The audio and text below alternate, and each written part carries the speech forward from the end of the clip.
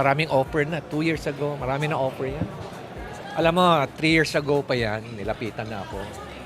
Tapos gumamit pa nga sila ng iba't ibang mga tulay, mga kakilala ko, mga kaibigan ko. Pati classmate ko pa nga eh. Nilapitan ako. Pero tinanggihan natin lahat yan. Kasi alam mo, ang Baguio City, character city yan. Ano? At talagang hindi natin pwedeng payagan yan dito.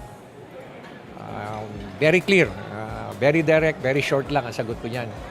Don't do it in the city of Baguio.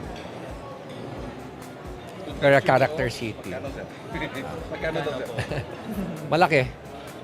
Malaki, pero bawal dito sa Baguio.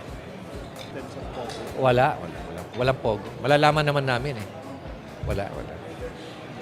Walang pogo dito. Kapag Korean. Pero pa naman, maski na approve pa ng PAGCOR, kailangan may conformity ang local government.